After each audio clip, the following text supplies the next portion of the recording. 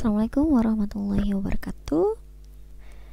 Pada kesempatan kali ini Ibu akan menjelaskan tentang gaya. Apa itu gaya? Kalian pasti sudah pernah belajar tentang gaya di SD atau MI. Di sini Ibu akan mengupas kembali tentang gaya lebih dalam lagi. Sebelum kita membahas lebih dalam lagi, apa sih itu gaya?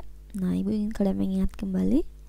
Gaya adalah suatu dorongan atau tarikan yang menyebabkan perubahan bentuk, arah gerak, dan kecepatan gerak dari suatu benda. Gaya yang dapat merubah bentuk nih, misalnya kalian membuat sesuatu, itu kan kalian menggunakan gaya otot ya, tangan. Misalnya membuat kerajinan tangan, itu kan merubah bentuk dari benda itu sendiri kan. Atau ketika kalian main bola, kan kalian merubah arah dari bola itu sesuka hati kalian kan. Itu namanya gaya juga. Dan ketika kalian naik sepeda nih, misalnya kalian melewati ini nabrak hampir menabrak ayam kan, biasanya kan kalian mengerem. Nah, itu kan berarti merubah kecepatan dari suatu benda. Itu contohnya. Macam-macam gaya nih ada banyak. Ada gaya pegas, misalnya kalian main ketapel atau kalian main memanah, itu kan kalian juga memainkan gaya pegas. Atau gaya listrik, ini kalau kalian pernah praktek ya, pakai penggaris kertas kecil. Kalau penggarisnya kalian gosok-gosokkan ke rambut, maka akan ada namanya gaya listrik statis. Lalu ada gaya gravitasi, ini ketika dia main terjun payung ya, atau enggak ketika ada buah jatuh dari pohon, itu namanya gaya gravitasi.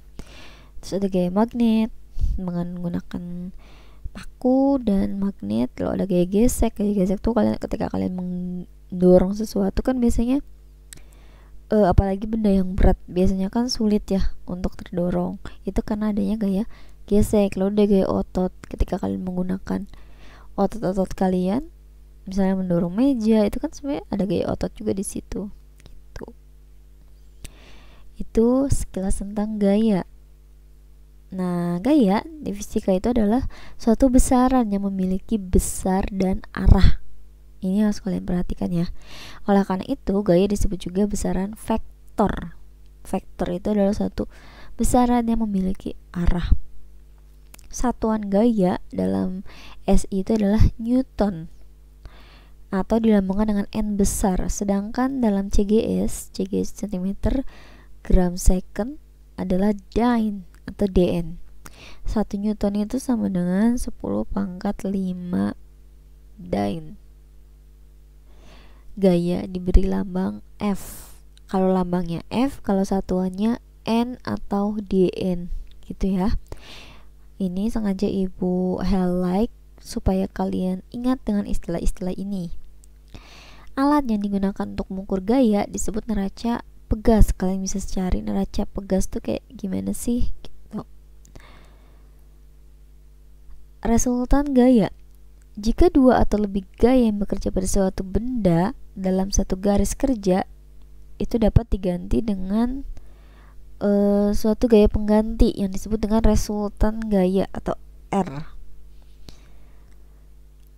Ketika gayanya segaris dan searah, misalnya nih, ini F1 diketahui 0,49 N, F2 nya 0,98, berarti resultannya F1 ditambah F2 karena dia searah kan. Lihat tanda panahnya. Di sini tanda panahnya searah, maka tinggal dijumlahkan saja untuk mendapatkan resultannya, yaitu 1,47 N. Gimana kalau misalnya gayanya segaris tapi berlawan arah ketika kalian main tarik tambang gitu kan ya. Ada satunya menarik, satu juga menarik tapi arahnya berlawanan.